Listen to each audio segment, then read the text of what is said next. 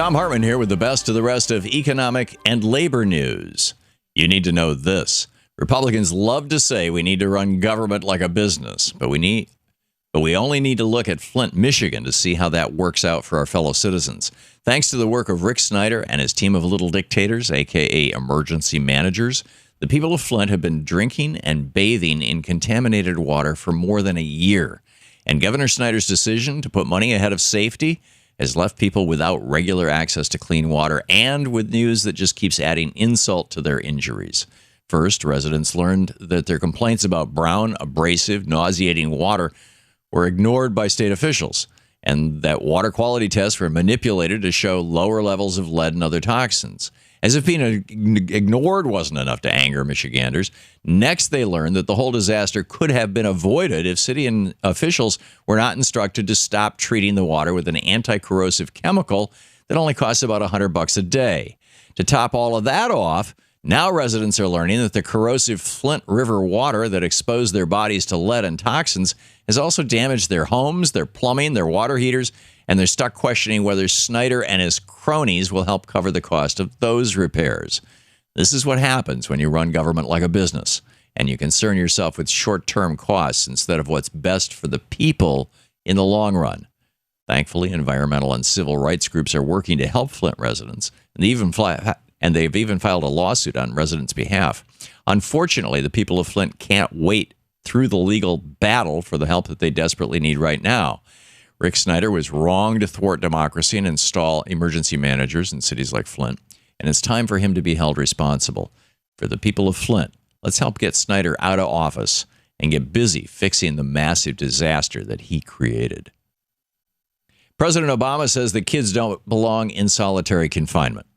In a recent op-ed he wrote for the Washington Post, the president said that the United States is a nation of second chances. And he asked, how can we subject prisoners to unnecessary solitary confinement, knowing its effects, and then expect them to return to our communities as whole people? Yet there are thousands of inmates in federal prisons throughout our nation who are subjected to this torture, and many of them aren't even yet adults. Although President Obama can't single-handedly fix this problem, he is doing what he can to change this broken system.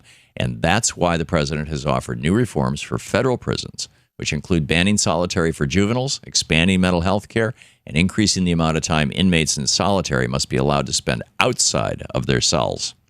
Those reforms will help improve the lives of about 10,000 federal prisoners currently being held in solitary confinement, and they help shed a light on this important topic.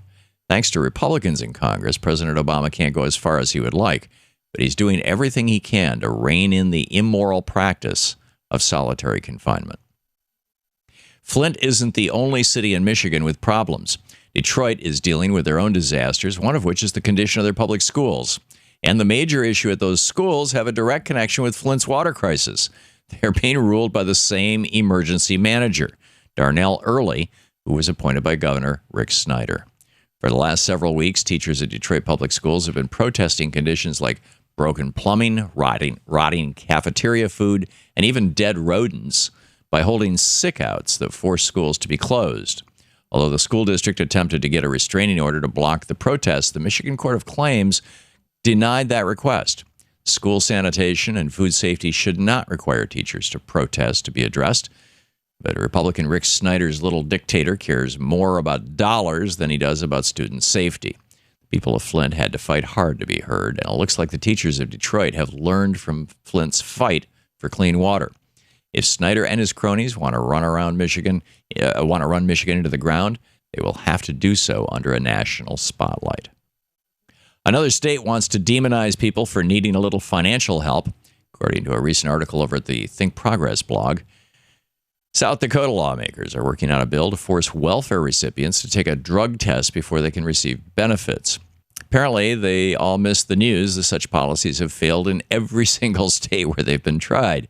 Florida, Missouri, Oklahoma, Utah, Kansas, Mississippi, Tennessee, and Arizona have all spent boatloads of taxpayer money to figure out that people on welfare can't afford to spend money on drugs.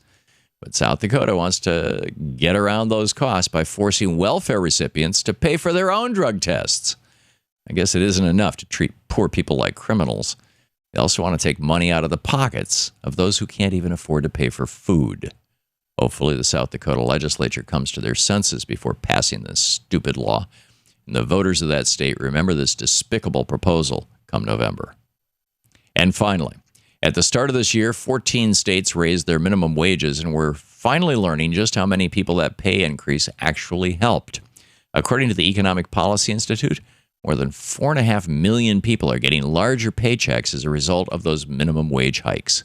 12 of the 14 pay increases were the result of legislation or ballot initiatives where voters or their representatives put working people ahead of corporate profits. Our nation has a long history of fighting for the middle class, and these pay increases prove that when we fight for workers, we win. Let's remember that this election year. And that's the way it is for the week of February 1st, 2016. I'm Thom Hartmann on the Labor and Economic News.